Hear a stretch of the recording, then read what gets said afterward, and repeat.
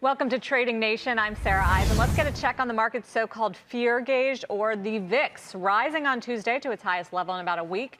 The index's average level so far this year is higher than the average levels for 2017 and 2016. So what do we make of the elevated volatility? Is it here to stay? Matt Maley is with Miller Tabak. Dennis Davitt is with Harvest Volatility Management. Dennis, what do you see in terms of VIX and options? Well, I always, when people think that this market is really volatile and we're moving into a new volatility regime, I usually can tell that they've not been in the business very long. The average VIX, so if you go back to 1995, we're looking at a 21 level in the VIX. So the anomaly that we saw in 2016 and 2017 was the really low VIX. So the tail risk event, or the black swan event, was a slow motion car crash of 2017, where we saw the VIX trading at 9. So moving out of that extremely left tail low vol event into what is a more normal market is gonna feel like the market suddenly becomes significantly more volatile.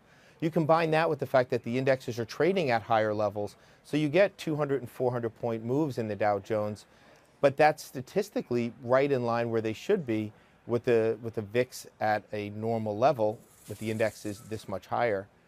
One last thing is February 5th did change the game. February 5th, when we saw the VIX spike up to 50 and we had all the problems with the exchange traded notes that were linked to the VIX, they took out about 70% of the short volatility in the market. And I think the combination of that going away and returning to a more normal volatile market has brought us to the level now that people think it's volatile, but it's really just business as usual. Yeah, so we should call it maybe getting back to normal instead of elevated volatility. Matt, can you chart the VIX? How does it look to you? It's very hard to chart the VIX because it has these big, sharp moves when it does spike. And, whether it be 50 like we got earlier this year, like Dennis mentioned, or even when we get spikes to 20. And those things last a very, very short time frame. When you get those spikes, they come right back down. And they just seem like this time they're going to settle at a little bit higher level, which is, again, as Dennis points out, is more normal.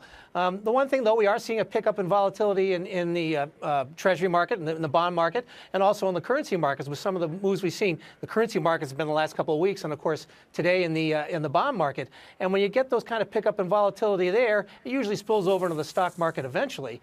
And especially when you get, when volatility picks up, it tends to expose some things. And we saw that with everybody was short short volatility back in February.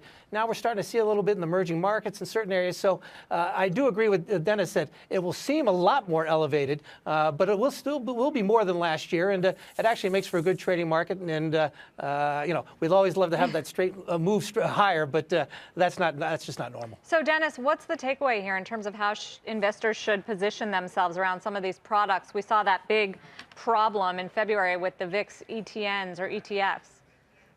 Yeah, well, I think it was Matt and I on this show last December said that the leverage that's in the ETN market can be problematic. I do think that this is an opportunity to step back into some strategies that are shorter volatility with volatility up here. You're actually getting paid to sell calls against your long stock position.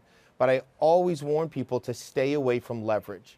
Do not have open-ended risk. Do not sell puts on a stock that you can't afford to buy. And don't sell calls on a stock that you're not already long. All right. Thank you for the warning and the analysis, as always, Matt and Dennis. And thank you all for watching Trading Nation. I'm Sarah Eisen. We'll see you next time.